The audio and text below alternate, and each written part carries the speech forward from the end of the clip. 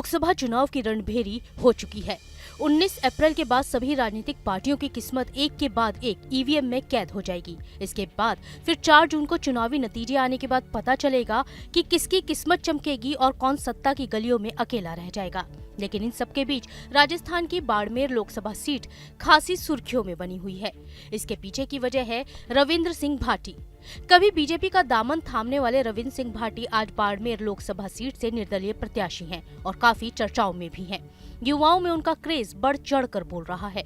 रविंद्र भाटी के भाषण और समर्थकों के वीडियो सोशल मीडिया पर खूब वायरल भी हो रहे हैं, जिसके बाद बीजेपी कांग्रेस समेत इस सीट के सभी प्रत्याशियों के होश उड़े हुए हैं। माना जा रहा है कि रविंद्र भाटी को हराना किसी भी पार्टी के लिए आसान नहीं होगा। दरअसल रविंद्र के साथ संयोग से एक बार फिर इतिहास दोहराया जा रहा है। जो उनके साथ पिछले साल यानी 2023 के विधानसभा चुनाव में हुआ था, वही अब भी हो रहा है। साल 2023 के विधानसभा चुनाव में जब वो शिव विधानसभा सीट से बीजेपी और कांग्रेस के खिलाफ खड़े हुए थे, उस दौरान वो निर्दलीय चुनाव लड़े थे। इसलिए वही चुनावी लड़ाई अब एक बार फिर देखने को मिल रही है। तो चलिए आपको बताते हैं कि 26 साल के रविंद्र सिंह भाटी कौन है। रविंद्र सिंह भाटी इस समय राजस्थान के बाड़मेर जिले की शिव विधानसभा सीट से निर्दलीय विधायक है। रविंद्र इस सीट से मोदी कैबिनेट के मंत्री कैलाश चौधरी को सीधे तौर पर चुनौती दे रहे हैं।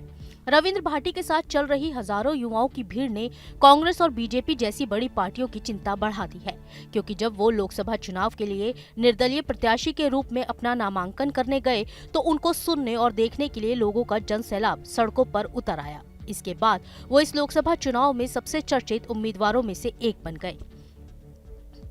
हालांकि रविंद्र सिंह भाटी के परिवार का राजनीति से दूर दूर तक कोई नाता नहीं रहा है। रविंद्र राजस्थान के बाड़मेर जिले के दुधौड़ा गांव से आते हैं।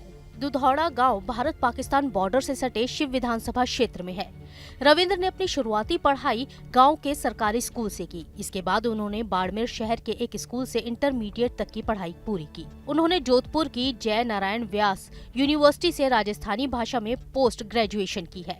यहीं पर उन्होंने अखिल भारतीय विद्यार्थी परिषद यानी ABVP के कार्यकर्ता के रूप में छात्र राजनीति में कदम रखा।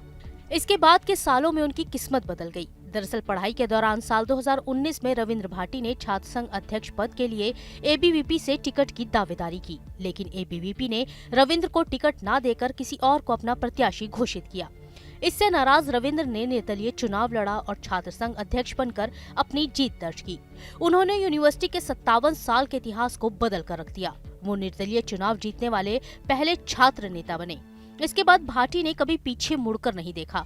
उन्होंने छात्रों की मांगों को लेकर बार बार अपनी आवाज बुलंद की, यहाँ तक कि विधानसभा का घेराव भी किया और कई बार जेल भी गए। रविंद्र साल 2022 में तब और ज्यादा चर्चा में आए जब उन्होंने अपने दोस्त अरविंद सिंह भाटी को जय नारायण व्यास यूनिवर्सिटी के छात्र संघ चुनाव में अध्यक्ष का चुनाव जितवाया। रविंद्र ने अपने दोस्त अरविंद के चुनाव प्रचार का जिम्मा खुद संभाला था। इसके बाद रविंद्र राजनीति में उतरे। उन्होंने साल 2023 में बीजेपी ज्वाइन की और महज 9 दिन में ही पार्टी से बगावत कर दी और निर्दलीय उम्मीदवार बन गए। उनकी बगावत के पीछे की वजह रही विधानसभा चुनाव में शिव सीट से टिकट न मिलना। उस समय बीजेपी ने अपने बाड़मेर जिला अध्यक्ष स्वरूप सिंह खारा को शिव से उम्मीदवार बना दिया।